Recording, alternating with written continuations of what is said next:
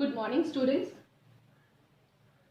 I hope आपको chapter life process से related जो भी वीडियोस शेयर की गई हैं वो अच्छी तरह समझ आ रही होंगी और आप लाइक शेयर एंड सब्सक्राइब भी कर रहे होंगे चैनल को। आज हम न्यू टॉपिक डिस्कस करने वाले हैं जिसका नाम है न्यूट्रिशन इन अमीबा। इससे पहले हमने टॉपिक डिस्कस कर लिए थे किस तरह से प्लांट्स अपने फूड को प्रिपेयर करते हैं। न्यूट्रिशन इन प्लांट्स टॉपिक हो गया। न्यूट्रिशन इन अमीबा में सबसे पहले हमें ये समझना होगा कि एक सिंगल सेल ऑर्गेनिज्म किस तरह से अपने फूड को यूज कर सकता है, उसे डाइजेस्ट कर सकता है। यूनिक सेलुलर ऑर्गेनिज्म कौन होते हैं? ये वो ऑर्गेनिजम्स होंगे जो एक सेल वाले होंगे। अब एक सेल है तो ऑब्वियसली उसका स्ट्रक्चर जो है वो कैपेबल होगा सारे के सारे फंक्शंस को परफॉर्म करने के लिए। न्यूट्रिशन की बात करें है तो यूनिसेलुलर ऑर्गेनिज्म अपने फूड को पूरे के पूरे इंटायर सरफेस से लेता है। लाइक अगर मैं अमीबा की बात करूं तो उस केस में क्या होगा, जो उसकी सरफेस है वो एनवायरमेंट के कांटेक्ट में होगी और वो फूड को इनगल्फ कर सकती है। अमीबा कैसे फूड को कैप्चर करता है?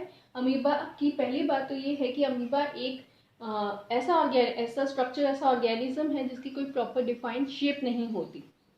इस ऑर्गेनिज्म के पास कोई अपेंडेजेस भी नहीं होते, मतलब उसके कोई हाथ पैर नहीं है, कोई ऐसी स्ट्रक्चर नहीं है, सीलिया नहीं है, फ्लैजिला नहीं है जिसकी मदद से वो एक जगह से दूसरी जगह जा सके। फूड को कैसे अब वो इनगल्फ करे। सेकेंड आ रहा है कि सूडोपोडिया बेसिकली यहाँ पे दो फंक्शन करेगा। फर्स्ट फंक्शन तो ये हो गया कि लोकेशन को चेंज करने में हेल्प कर रहा है from one place to another. Pseudopodia एक ऐसा स्ट्रक्चर है जो एक टेम्परेरी अरेंजमेंट होती है उस सेल की। इसे फॉल्स फिट भी कह दिया जाता है।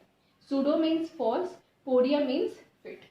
तो ये स्ट्रक्चर पहले तो उस फूड आर्टिकल तक पहुंचने में हेल्प करेगा और सेकेंड उसी को कैप्चर करने में भी हेल्प करता है।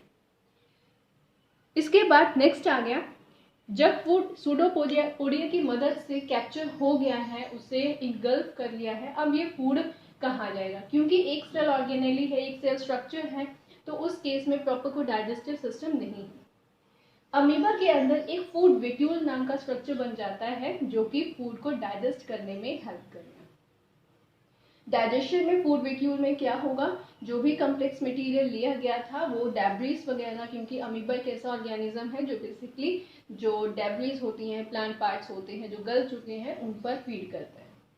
इस फूड वेक्यूल के अंदर डाइजेशन होती है प्रॉपर, और जो मटेरियल अनडाइजेस्ट हो जाता है उसे सेल की जो सरफेस है उसके थ्रू बाहर निकाल दिया जाता है।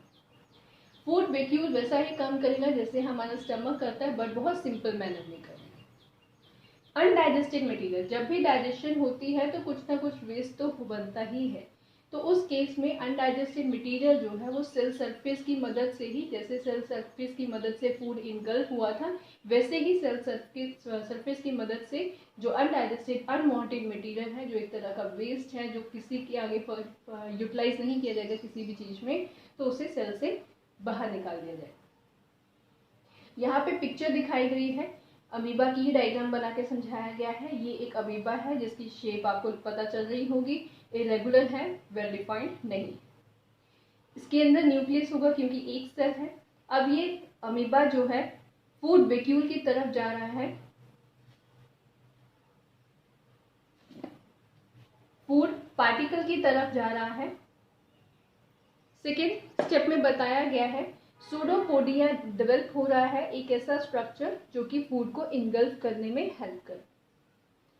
थर्ड में बताया गया है कि अमीबा ने फूड को इनगल्फ कर लिया है और फूड वेक्यूल में फूड की एंट्री हो चुकी है। लास्ट में फूड यहाँ पे डाइजेस्ट हो जाएगा तो अनवांटेड जो मटेरियल था वो क्या होगा, सेल से बाहर रिलीज हो जाएगा। तो इसमें एक सिंपल तरीके से समझाया गया है, आपकी एनसीईआरटी बुक में ऐसा यही दिखाया गया है कि किस तरह से जो अमीबा है वो एक जगह से दूसरी जगह मूव करता है, फूड वेक्यूल के अंदर फूड पार्टिकल कैसे एंटर होता है और किस तरह से वेस्ट जो है उस सेल सरफेस से बाहर रिलीज होता है। तो अमीबा के बारे में ये डिस्क्रिप्शन थी। नेक्स्ट एक इम्पॉर्टेंट नोट आपने इसमें जरूर याद रखना है कि पैरामीशियम एक सिंगल सेल ऑर्गेनिज्म है। अब ये कैसे फूड को इनगल्फ करता है? पैरामीशियम बेशक एक यूनिसेलुलर ऑर्गेनिज्म है, बट इसकी एक वेल डिफाइंड शेप स्ट्रक्चर होती है।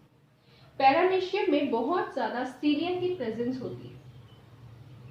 सीलिया क्या होते हैं? सीलिया एक माइक्रो साइज के अपेंडेजेस होते हैं, छोटे छोटे, जैसे कि एक ब्रश के ऊपर जो उसके ब्रिसल्स होते हैं उस तरह की स्ट्रक्चर्स होती हैं। आउटग्रोथ है ये सेल की ही, जो कि ऑर्गेनिज्म को मूव करवाने में हेल्प करती है, लोकोमोशन में हेल्प करती है। तो यहाँ पे अमीबा में सूडोपोडिया की मदद से ऑर्गेनिज्म जो है मूव कर रहा था। पैरामीशियम के केस में क्या होगा? सीलिया रिस्पॉन्सिबल होगा ऑर्गेनिज्म को मूव करवाने के लिए। एंड रेस्ट सारे के सारे डिस्क्रिप्शन सेम अमीबा वाली ही होगी। फूड को किस तरह से अंदर सीलिया के थ्रू बॉडी के अंदर इनगल्फ किया गया और फर्दर उसके बाद उसकी डाइजेशन की। सो न्यूट्रिशन इन अमीबा में आज के लिए सब इतना ही। जो भी टॉपिक आपको लग रही है कि डिस्क्रिप्शन अच्छी है तो आप उससे बता सकते हैं, कमेंट कर सकते हैं, और लगता है कि कुछ और एडिशन की ज़रूरत है तो भी आप डिस्कस कर सकते हैं। ये सारे के सारे टॉपिक्स जो हैं आपकी एनसीईआरटी से ही लिए गए हैं। एनसीईआरटी में डिस्क्रिप्शन जो होती है वो लाइन टू लाइन जो बताई गई है वो ही यहाँ पर मेंशन की गई। So thank you so much.